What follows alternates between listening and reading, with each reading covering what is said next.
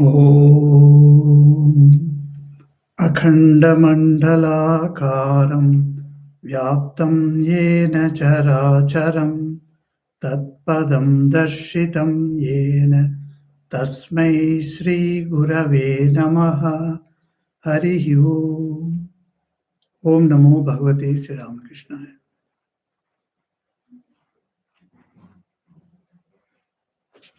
Welcome to the 85th week of the readings and reflections from this book. The book is titled as Holy Mother Sri Sarada Devi, written by the great Srimad Swami Gambhirananji Maharaj. As usual, after reading a few passages, we shall take up some points for reflections. We are now in the chapter number 24, called Mistress of the Home, Grihini in Bengali. Mistress of the Home is the title of the chapter, page 307. As the reader came to the end of the previous chapter, he must have heaved a deep sigh and said with the Bengali poet, "You descended on earth for the good of people, and yet what tribulation had you to undergo?" We are constrained nevertheless to present in this chapter yet another doleful tale. And while on this task, we have to remember that we shall miss the import of the lives of those who descended for the betterment of this world in this age, if we study them merely against the background of the past. For in these lives, there is not only to be seen the highest detachment, but also the most earnest desire to do good. In these lives, the moral qualities like forbearance and kindness, which are associated with saints, were not practiced in caves or secluded places, but in the din and bustle of towns. Sri Ramakrishna, who was renunciation incarnate, never shunned his duty towards his mother, shed profuse tears at the death of his nephew Akshay, accepted his wife when she came to him and trained her up to carry on his message after him, and spent his whole life in the service of needy souls.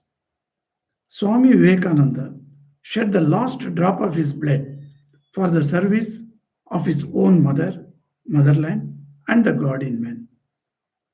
The mother's mind was never attached to the world in the ordinary sense of the term. And yet, the actions and reactions of domestic contacts produced in her life such motherly love, patience, compassion, and endurance as were unparalleled. And because of this rare combination, their bearing either on present day or future society is not easy to assess. Though, even to us of the modern age, there should be no doubt as to their far reaching influence on ages to come. Hence, it is useless to spend our time in discovering any meaning. It is much better to proceed with the life history as we find it. Revered Yoginma had once this doubt in her mind. I have seen the master as a man of extreme renunciation, but I find the mother so worldly minded. Day and night, she is occupied with her brothers, nephews, and nieces. Then one day, as she sat in the japa on the bank of the Ganges, she had a vision in which the master appeared to her and said, "See, see, what is floating down the Ganges?" Yoginma saw a newly born babe, red with blood and wound round in its navel string, being carried away by the current. The master commented, "Can the Ganges be polluted at any time?" Think of her, that is the mother, also in that way. Don't entertain these doubts. Know her, and this, pointing to his own body, as identical. In studying the domestic life of the mother, the first thing that strikes us is her non attachment. She does her duties, to be sure. Nay, it appears at times as if she was as much affected by the sorrows of the world as any other person. But the next moment, an innate serenity that defies all vicissitudes emerges brilliantly, like the moon freed from a passing cloud. At the end of December 1918, the mother sat on the porch near the main entrance of her house, while the monks sat on the veranda of the parlor. In front moved the loads of paddy towards the farmyard of uncles Varada and Kali. The fencing put up by the latter, that is Kali, outside his threshing floor, had encroached a little on the road, so that the paddy bags coming to Uncle Varada's barn could not pass through easily. This gave rise to an altercation between the two brothers, and a scuffle was about to ensue when the mother, no longer able to sit indifferently, rushed to the place and, to pacify them, sometimes said to the one, "It's your fault," and sometimes dragged the other by the hand. She was much older than either of the brothers, who had in fact been brought up by her. Hence, they could not ignore their sister altogether. Her intervention stopped them from coming to blows. Nevertheless, she could not stop them from exchanging hot words. She, however, kept standing between them. Just then, the monks came to her rescue, and the brothers walked away, cursing each other. The mother was excited, no doubt, and in a flurry, she returned and sat down on the veranda of her house. And then, in the twinkling of an eye, her anger and agitation were nowhere. On the contrary, the eternal peace behind all clashes of worldly interest on this stage of life's drama revealed itself before her eyes to evoke a hearty laugh. And she said, "What a Maya is this of the Mahamaya? There stretches the infinite earth, and these possessions too will be left behind. Can't man understand this simple fact?" And she burst into a fit of laughter that lasted pretty long. At noon on the last day of the month of Paush, about January 15th, the mother made her sons sit for eating cakes on the veranda of Uncle Prasanna, while she herself sat by them to see that they were properly served. Nearby, the mad aunt and Nalini Devi kept busy arranging things to be sent as gifts on that happy day to the houses of the fathers in law of Radu and Maku, respectively. Now and then they came to the mother to consult her and apprise her of the articles being sent. The gifts were being drawn from her store and at her cost, and yet she did not seem to evince any interest, but in an absent minded way answered yes or no to their eager questions. This indifference told on the nerves of both the aunt and Nalini Devi. First they mumbled and then began complaining openly. The mother too then said, "See, I have so many sons. When they come, one can serve them with food on hands or on leaves as one wills, and they eat with joy. But should one of theirs come, what a number of cups and dishes one will have to bring out. And if you don't, there will be bitter complaints." When the devotees finished eating, the mother got up and gave beetles to them. But she did not send any presents to her sons in law's houses, and from her mood, it was evident that this decision was deliberate. The astrologer of Vishnupur had prophesied that some successive issues of Maku would not meet each other.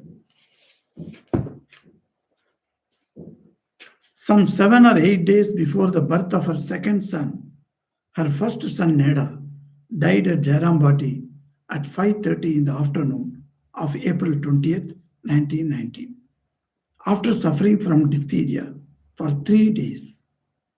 The news was carried by Dr. Vaikunta Maharaj to the Holy Mother at Kualpada.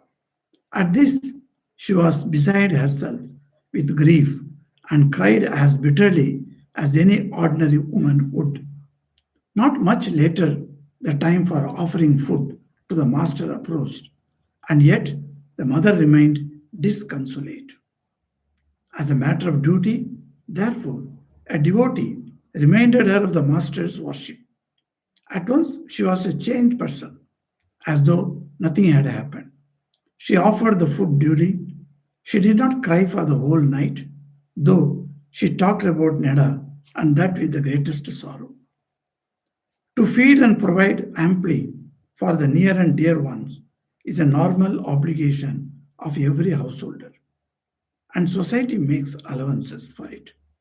Though to cynics and pessimists, such behavior may appear as nothing better than sublimated selfishness. A man established in the knowledge of Brahman is equally cognizant of the illogicality of the situation. But unlike the cynic, he does not utter a single word of condemnation. On the contrary, he sympathizes with the householder in his struggle for the removal of a felt want, and he is ever ready to help him in his effort so far as it lies in his power. Such instances can be found in abundance in the life of the mother. So, dear devotees and friends, welcome to this 85th week of the Readings and Reflections. We have begun a new chapter, 24th chapter, called Mistress of the Home. Just to recapitulate a little of the last weeks, we completed actually the chapter called Radhu. And the whole chapter, in the words of Swami Gambirananji, who wrote this book, he says, after ending the previous chapter, after completing the reading of the previous chapter, he is telling the reader would have heaved a deep sigh, because as if all the problems of the Holy Mother has ended there, because Radhu passed away. So mother was having lots and lots of problems with Radhu. That's why Swami Gambiranji separately put one chapter on Radhu herself.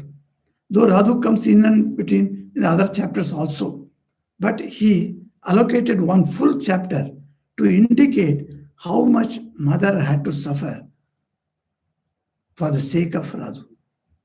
Now this suffering, it went on and on and on. And as a reader, we are all struggling when this is going to come to an end.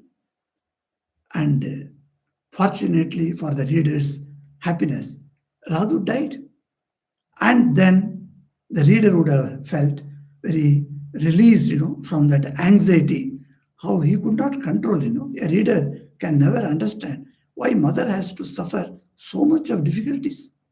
So that is what Gambiranji indicates here, that he must have heaved a deep sigh and said with the Bengali poet, "You descended on earth for the good of people, and yet what tribulation had you to undergo?" See, there is a poet, I do not know whether it is the same Kabir Das or not, but Kabir Bhashai, that's what in Bengali he says. Maybe there is a colloquial language spoken as called Kabir, like this may be there. So in that language, it is somewhat similar to Bangla only, I think.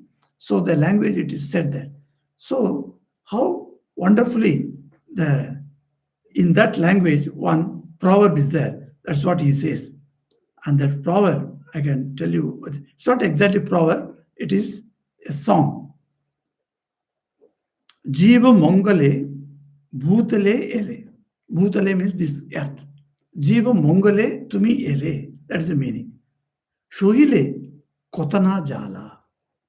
So that is a beautiful poem, I think. So the first line he has given here. So on this year, you descended, you came down to do good to the humanity. But then, how much suffering you had to undergo? That is the uh, exclamation the poet makes about all avatars. Any avatar you take, whether it's Ram, Krishna, or Buddha, any avatar, Jesus, any avatar, if you see his life, he has come for the good of us. But then we, that is the part of our humanity living at the avatar's time, how much trouble they have given. Think of Chaitanya Dev. Did he not receive innumerable troubles? And in Ramakrishna's place also, and in mother's life also, we find continuous trouble after trouble after trouble they have been getting. So, as we find this sentence, we are thinking, okay, all the troubles are over now. Now, the present chapter is going to start with some happy news, perhaps. Like that, we may think. That's why Gambhiranji stops us from thinking such. So he says here, we are constrained nevertheless to present in this chapter yet another doleful tale. So another chapter is now coming up, which is going to give us how mother was suffering much more. So that is what this chapter starts like that. So I was wondering what type of troubles mother had to undergo. And the thing that is to be noted here, see, if you go on reading all these instances one by one, you know that mother's life was like this. She had been suffering one after another, like that, you know. But that is not the purpose of depicting these incidents in her life. What is the purpose of depicting these incidents? To us, as learners, as a spiritual aspirants, and as a devotees of Holy Mother, it is giving us a great lesson in detachment. It is like a course on detachment. So when you read this book, it is a course on detachment. So how mother, in spite of so much of difficulties, she was seemed to be extremely attached to Radhu and to all her devotees. Whether it's monks or brahmacharis or the relations, you find take anybody. She's so much adamant and she's attached to all of them and she's serving them. She says the monks are considered as her sons, you see. So she says after feeding them, unless they complete eating, I am not going to eat. So the mother would always eat last. So you find that the mother's consideration for others, she considers everybody as a near and dear one, and she gives the same type of seeming attachment to everybody. So that is what we are finding. So the detachment is the key word in this chapter. That is, Gambhiranji is going to tell us how mother kept herself completely detached. But you may say that these incidents do not amplify that. By the incidents, we understand mother is deeply attached because when any dukkha, when any suffering comes to her, she weeps along with the others also. She cries, she laments, she wails. All these things we are seeing. So, how can you say that mother's mind was not at all attached and she kept herself as separate? It is possible. Because for that only we have to go to Gita. In Gita, how beautifully Sri Krishna says that in chapter 5, 10th verse, Brahman yadaya karmani sangam tektva karoti yah lipyatena sa papena padma patra mivambasa. So he gives a beautiful example. Krishna gives here in Gita, Padma patra ivambasa. Padma means lotus flower. Patra means leaf. The leaf of the lotus, iva ambasa, water. In water, how a leaf of lotus remains. How does it remain? Have you seen the leaf leaves of lotus. I have seen in Mauritius, when I went to the botanical garden, I was stunned to see the leaves of lotus flowers. The leaves are, the diameter maybe 4 feet, 5 feet, huge uh, plates like, as if you can put a small baby there, the baby can be accommodated there. Huge leaf, and that leaf you can see that. And during this, when the during the September time, the kamal flowers, that is the lotus flowers, come up. So at that time you can see huge leaves come up in some ponds. So these leaves, but they stay in the water, no doubt, but not a drop can wet the leaf. You take the leaf and see, no drop can wet. All the waters that you throw on the leaves, they becomes bubbles only and stay there. And if the leaf starts uh, disaligned, say this side or that side, then the waters will go down. Nobody sticks to that. None of the bubbles of the water sticks to that leaf. Padma Patra Ivambasa. So he gives that example. Whom he is giving example? So Sri Krishna says, Sangam Tektva Karoti Yaha. That means whoever. Yaha means whoever. Whoever does any type of karma without having attachment or renouncing the detachment. Sangam Tektva. Sangam means attachment. Tektva means renouncing. So after renouncing attachment, if anybody does any karma, not only that, renunciation of attachment, he must have Brahmani Adaya. His mind must be fully engrossed in Brahman. That is, in the thought of God. So in simple way we have to put it, while thinking of God, if a person renders any type of karma without any attachment, that is the meaning. So what happens to him? Saha na lipyate papena. So what he says, that person will not be tainted by the papa. He will not get any sin. So he is sinless. A sinless person, when you see him, when you go to him and stay with him, have the company, then you will find that how your mind itself completely changes. This transformation by sitting with a saint is very important. In Ramayana, in one place, Kumbhakarna. Kumbhakarna is the brother of Ravana. And Kumbhakarna is very fond of sleeping. Actually, it is not fond, there was a curse on him. So 6 months he had to sleep. And it's only one day he will get up and eat. And that eat also, whole quota of the 6 months he will eat. And then he will again go to sleep. Now, this person, he was sleeping. At that time, Ram has come into Lanka and the fight was going on. And Ram's children were eliminated from the war field. His brothers were killed, except Vibhishana, who has come away to Ram's camp. And now only Vibhishana is left.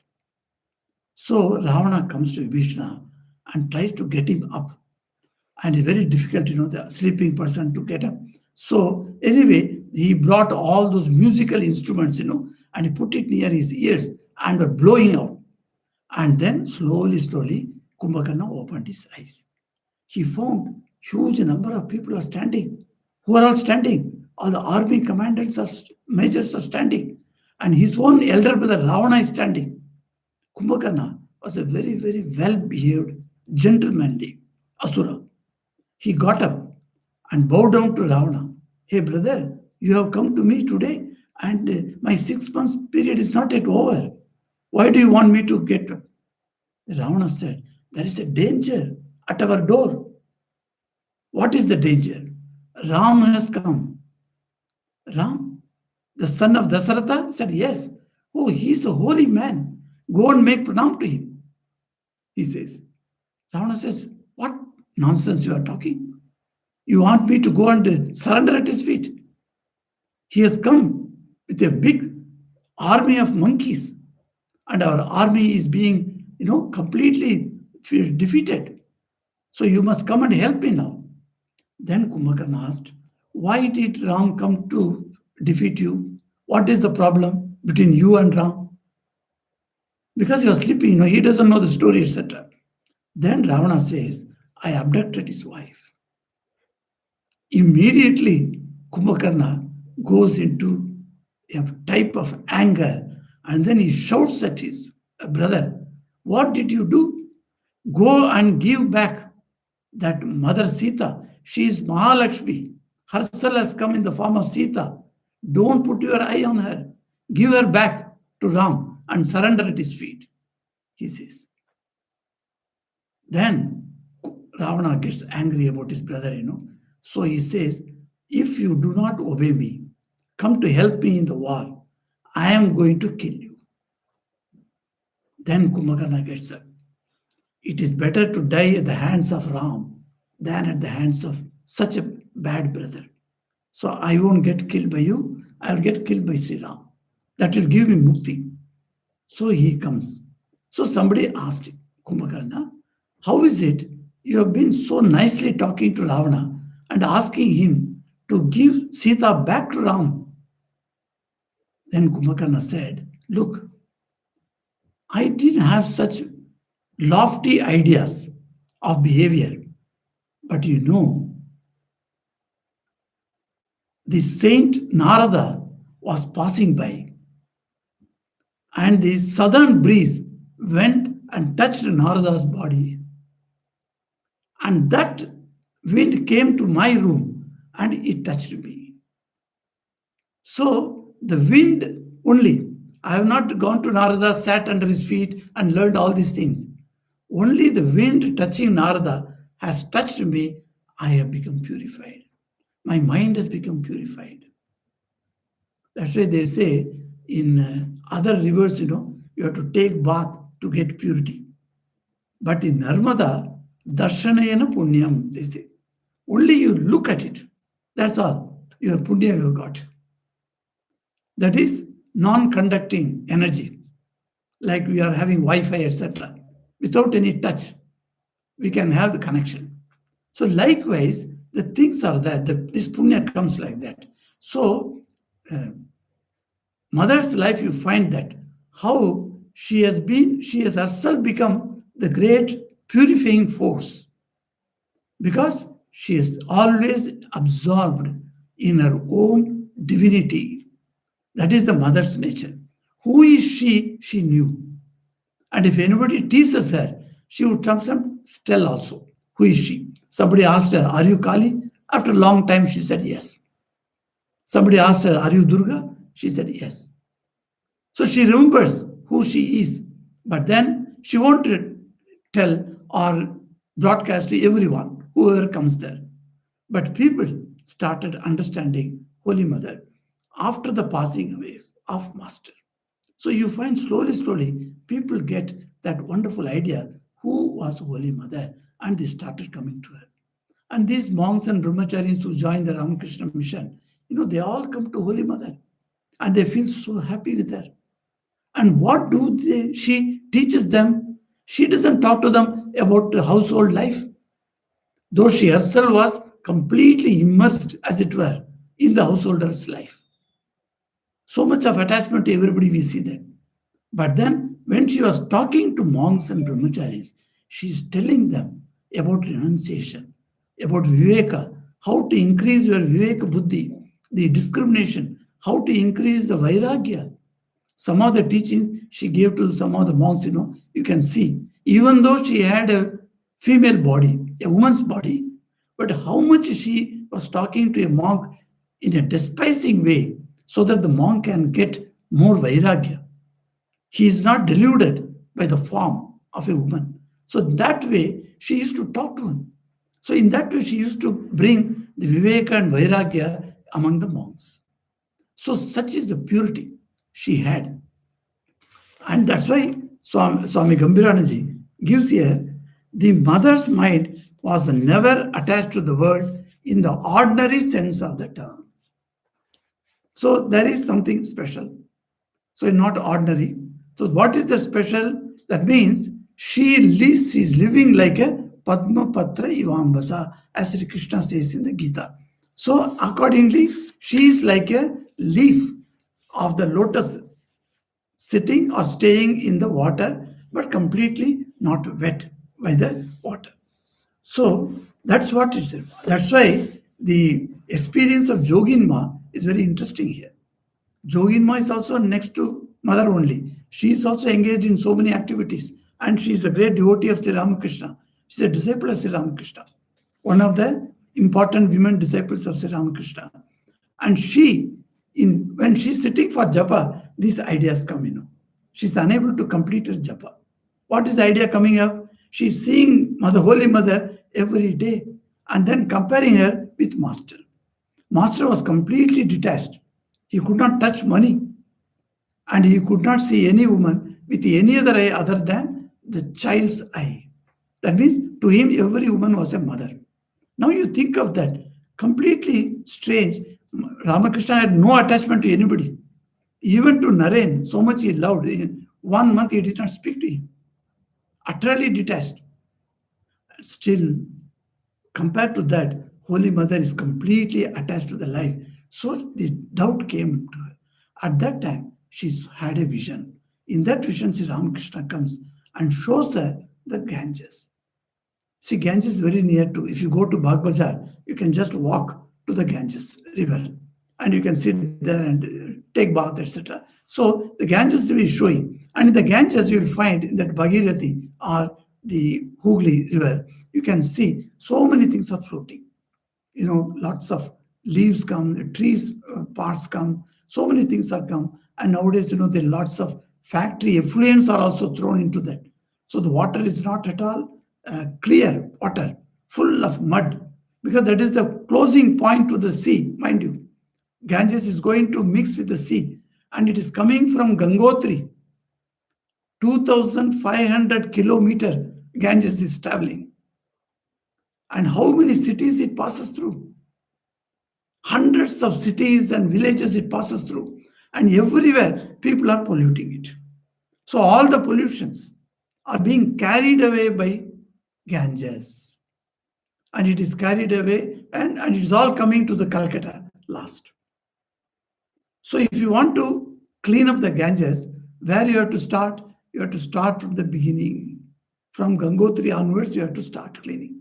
And that is what the government has taken a lot of steps to clean the Ganges, some scheme. So they are cleaning at different levels so that the factory effluents are not thrown into that, and then dead bodies are not thrown. Like there's so many type of things they are trying to control the people. But then all depends upon the people, ultimately. So if we are not conscious of keeping anything clean, anything neat, nobody can help us from outside. So this is what happens. So here the Ganges is pure, but then it's going on and on and on from Gangotri onwards. So you find so many things. What did Sri Ramakrishna show to Yoginma? He showed her a babe, just born baby died. So the baby's body was there, and it is entwined with all the, what is it called? Umbilical cords. So that is, umbilical cords were there, and blood was there because it's wounded, and that body was going.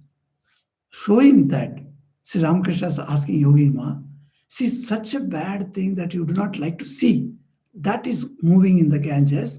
Do you think still Ganges is impure? Then Yoginma wakes up from her ignorance. It was her ignorance. She was sleeping. And she wakes up, said, yes, Ganges is never impure. It cannot become impure. How many thousands of people go and take bath in the Ganges? And people go, and it is the belief among the Hindus, it is a faith, of the Hindus, that Ganges river is a holy river. A river that removes your sins. So this is a faith. Now you cannot question the faith. It's not one man, two men having that type of faith. For generations together in that ancient India, millions of people have been having this faith. So the faith is now concretized. and sins are removed. You cannot say the sins are not removed. Sins are getting removed by taking bath in the Ganges. Once upon a time, Ganges went to Lord Brahma. One of the Puranas says that, oh Lord Brahma, Brahma asked her, why have you come to me? She said that, oh Lord, he is the father. Ganges is the only river. I tell you, all the three murtis have got connection with it. She was born from Brahma's Kamandalu, and she came out to the world, to our earth, through the big toe of Vishnu, and she went and fell at the head of Lord Shiva. So all the Trimurti, Brahma, Vishnu, Shiva, there is connection to Ganges. That's why Ganges is more pavitra. It is more pure than any other river. Those seven rivers are said to be equally sinless. You equally have the capacity to remove your sins. Ganga, Yamuna, Godavari, then Saraswati, Narmada, Sindhu, Kaveri. These are the seven rivers. All these seven rivers, even if you take it, that's why in puja time, etc., you have a vessel, a utensil is there, where the water is kept. It's called kosha. And the small spoon is called kushi. So the kosha, kushi, you use it for the puja. What is the purpose of the kosha? You put water in that. Because water is required for sprinkling so many times. So the water is required. In that water, first you have to do puja of the water. And put your mudra, one particular mudra you have to show there. And then telling that Gange cha Yamune chaiva Godavari Saraswati Narmade Sindhu Kaveri Jalesmin Sannidhim Kuru.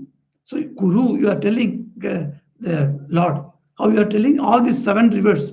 Seven, they are called seven mothers. So, oh mothers, rivers, you please come and take your place in this water. Jale asmin jale, in this water. Sannidhim kuru, come and present yourself.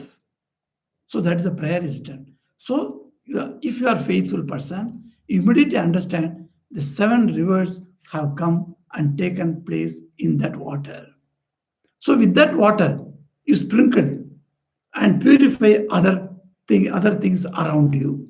So you keep so many things, they are called samagri for doing the puja.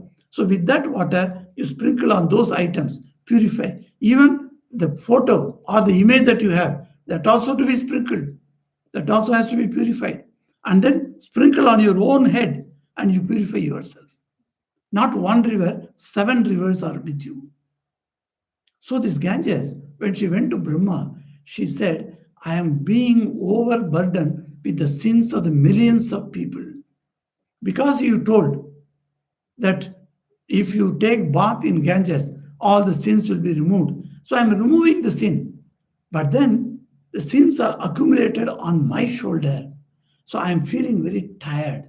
I have to bend down. I cannot get up. So remove this burden over my shoulders. Then Brahma looked at her. Then he closed his eyes and he said, Oh Gange, you go back. I will do one method to remove the sins that are accumulated on your shoulders. What did he do? So he called for a conference of all those tapasvi sadhus, that tapasvi munis, rishis. You see, there are lots of types of rishis are there. Some rishis are particularly engaged in study. Some rishis are engaged in serving others. Some rishis are engaged in advising the kings and monarchs, etc. So some rishis are fully engaged in tapasya. That means austerity. So some are there. Even you can go to, nowadays also, you can go to the Gangotri, Badrikashram, etc. You will find some rishis are there. They are all, their purpose of life is only to do tapasya. So they are doing tapasya. So he called a conference of all the tapasvi sadhus. So all the tapasvi sadhus came. Tapas, tapas comes from the root word tap. Tap means to get heat, to warm. That is called tapa. So this tapasvi sadhus were there. Then Brahmaji addressed them. You see, you are all doing great tapasya, great austerities. Very good. But whatever you do must have two purposes.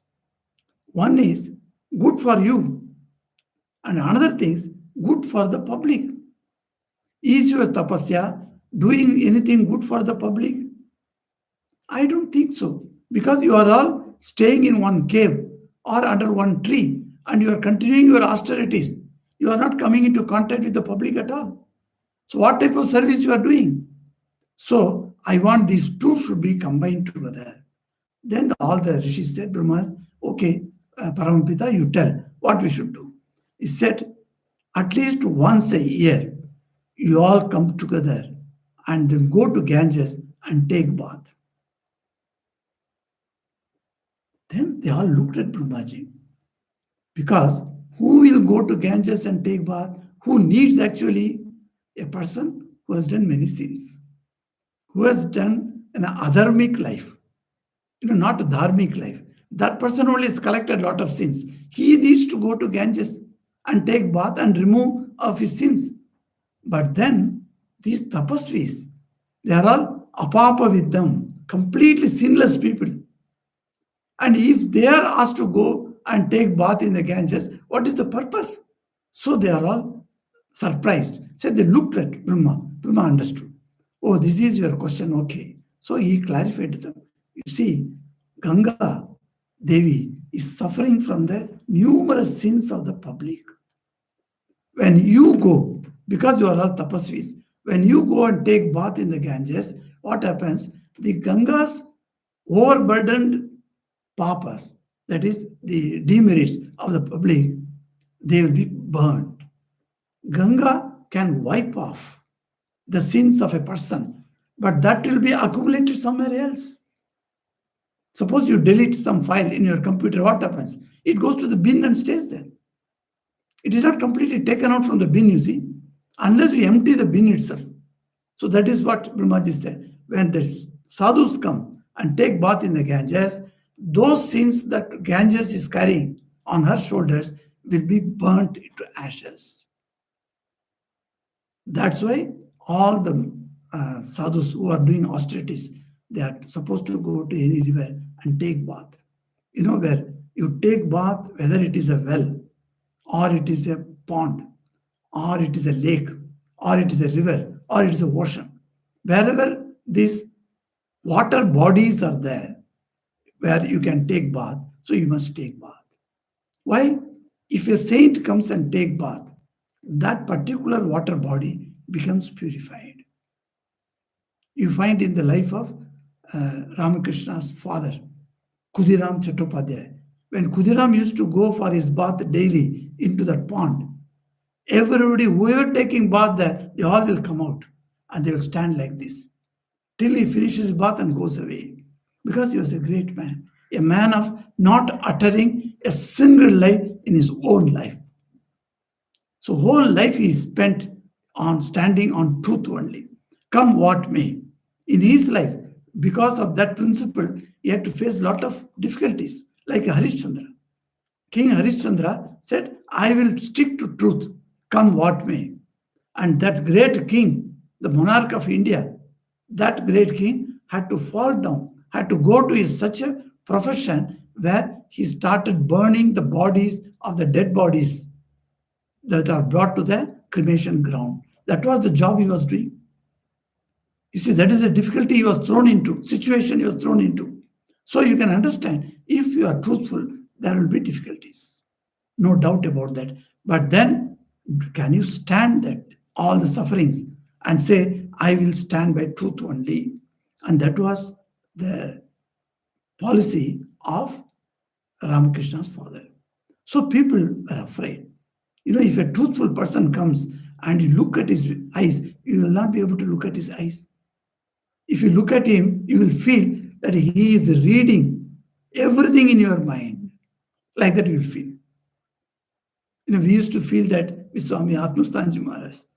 When Atmastanji Maharaj used to sit like this, and then we all used to go and make pranam. And then devotee's line is there, long line. And then we go and make pranam and touch his feet. And then we will say, look at him. And sometimes he will be in a different mood. But if he is quite conscious and is eyes are clear, open, then he will look at you and you will know that eye has pierced you. It has gone to your heart and it touched it. You will immediately understand that Maharaj knows everything about you. This experience, he had the experience with my Guru.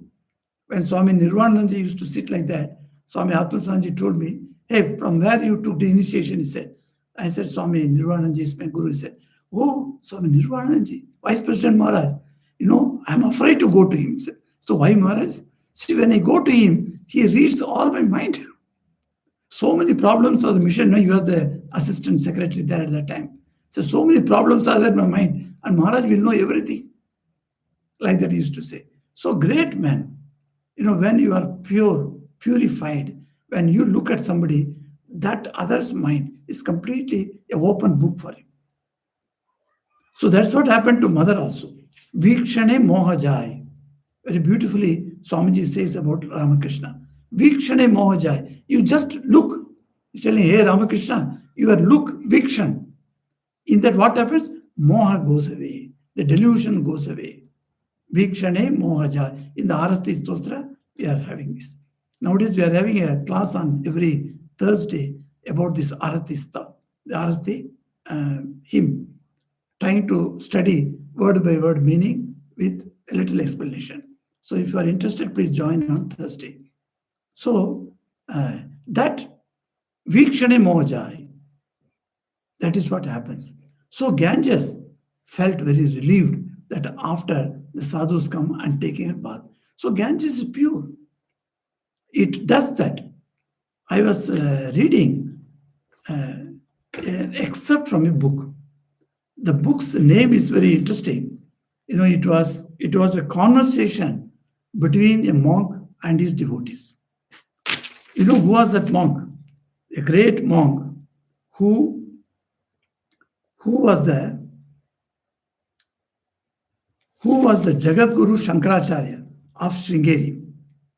That is the present Sringeri Shankaracharya's Guru's Guru. I think so. His name was Abhinava Vidyatirtha Mahaswami. So Abhinava Vidyatirtha was that name. He was considered in his time as the greatest living God, a walking God, they used to say. So they used to have darshan of him. So he was talking to his devotees and they have noted down some of the things. So that book's name is Exalting Elucidations. It's a very tough word they have used. Elucidate. Elucidate means making it clarified. So people go and ask him some doubts. So he clarifies the doubts. That's called elucidates. So exalting elucidations. Not that how electricity works, how the fan works, how the light works, not like that.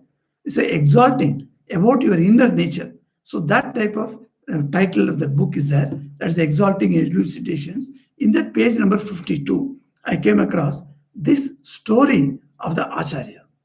So Sringeri Acharya, a question was put to him. The question, what is the question? If Ganga removes one's sins, can one commit any sin and then get rid of it by bathing in the Ganges? See how the mind works, you see. So you say it can remove your sins. Then I can go and commit some sins and then go and take bath in Ganges. So my sins are washed out. So what is the reply of that great Acharya, who was God, living God? He says, a dip in the Ganga will remove those sins that are unknowingly done. Ajanata. Unknowingly done. Or knowingly done. Janata also it can remove when we become repentant and decide not to repeat. So these two qualifications are there. If you have that, then it is not fair to expect Ganga, he says, to free one from an intentional sin done with the presumption, I will bathe in the Ganga to get rid of it. That type of nonsense is not possible. Why? Just because of the above statement, one need not have even an iota of doubt regarding the greatness, holiness of Ganga. He says, crores of people travel from long distances to come to Ganga and take bath and get purified. Ishvara has got a special responsibility, he says. He explains that Ishvara has got a special responsibility to not let go the faith of the crores of people. What a beautiful explanation, is it? Shankaracharya says like that. Not Adi Shankaracharya, the, uh, the guru that he just passed away a few years back. So he says, the Ishvara has got a God has got a responsibility. If crores of people have the faith that Ganga can remove sin, that faith has to be kept up. And who will keep up that faith? Except God. Very beautifully he says. Then he gives a story. The story is very interesting. Of course, you all must have known this also. The story says, in one of the story, Sri Ramakrishna also says about Ganga. When Lord Parvati asked Shiva, so you say that everybody who is taking bath in the Ganges, their sins are removed. Okay, I want to see that. Okay, come. Then Shiva and Parvati go to Ganges. And there they go. They see that.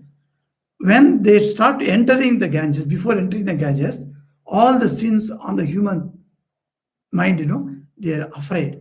Oh, this man is going to enter Ganges. So we are in a danger. And Ganges will remove us. So they go and get onto the trees, tops, and they stay there. So this fellow goes and has good bath and comes back. When he comes back, because he doesn't have faith, nor he doesn't have purified his mind. So when he comes back, all those sins that are sitting on the treetops, they just come and stay again on his shoulders. Sri Ramakrishna says. Likewise, there is a Puranic story. It's a very interesting story. That's why I wanted to say that. So it's Parvati and Shiva. They are conversing. So Parvati says, I want to know about the purity of the Ganges. Shiva says, okay, she is coming from my head and touching the earth. Do you think she can be impure? She has come out from the foot of Lord Narayana. Do you think she can be impure? And she was created in the Kamandala of Brahma. Can you think that she can be impure? No way she can be impure. She is the purest of the pure. Now, but because she is pure, she is not going to give you the purity if you do not have faith in her. The faith in the purity of Ganges is a predominant condition for you to get rid of the sins. People do not connect these two, They think that just by going to, Ganges is very pure. If anybody dies in your home, what you do? Outside foreign countries also, people keep the ashes. From the crematorium, they take the ashes and keep it in a jar. And then when they go to India, either Rishikesh or wherever, and then they discharge that powder of ashes into the Ganges. So that they do. So it's very necessary. It's very purified. So that Shiva and Parvati are talking. So Shiva says that the faith that it is pure, that must be ingrained in your soul. Otherwise, that will not work. So for that, Parvati asked, you tell me by some example. So come with me. I will become an old man. I will go into Ganges and I will be swimming there. And you will be also an old lady standing on the bank of the Ganges. And you will be seeing me. And thousands of people will be there. Suddenly, I will feel that I am drowned in the river. And I will shout, raise my hand, and I will shout that, is there anyone who can save me? Who can save me? Like that I will shout. And there are millions of people come to Ganges, and there are many people who know swimming. So they will come and save me. Let us see. So Parvati thought, no, this must have some deeper meaning, what Shiva is telling. So he wants to teach me something. So she became an old lady and she was standing and her husband has gone far.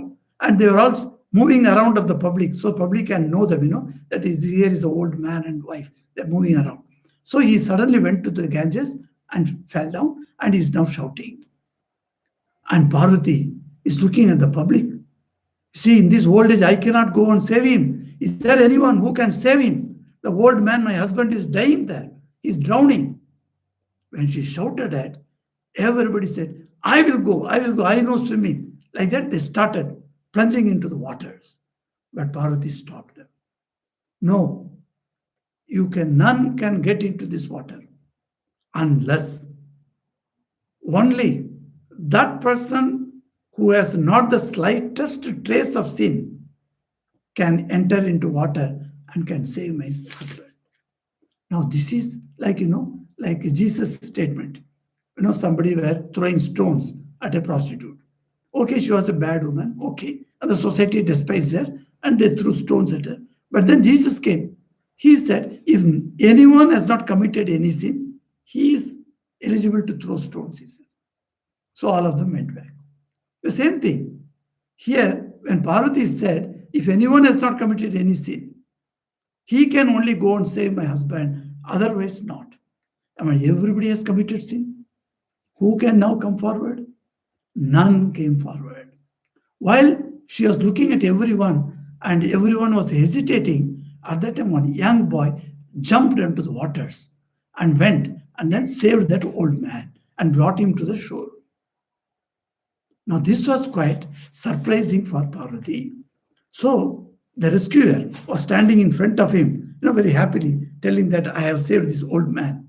So Parvati went to him and asked him, what did she ask? She asked,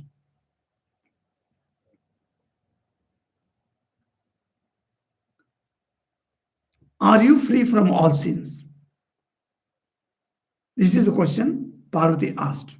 That young man replied, did I not have a dip in the Ganga before saving your husband? Did you not see? I just dipped into the Ganga and then only I saved you. When I dipped into the Ganga means what? Even if I have millions of sins on my head, all these have been wiped out.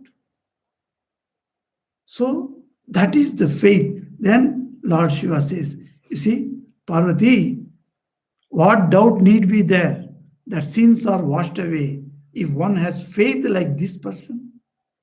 That is the beauty of this faith and how religion works in your life.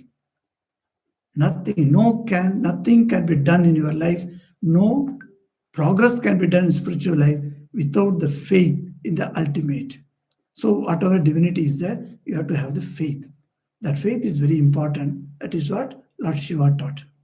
We shall proceed further next week. Om Kripam Kuru Mahadevi Suteshu Pranateshu Cha Charanasrayadanena Kripamayi Namostute. Om Shanti Shanti Shanti Hari Om Tat Sat Sri Ramakrishna Arpanamastu.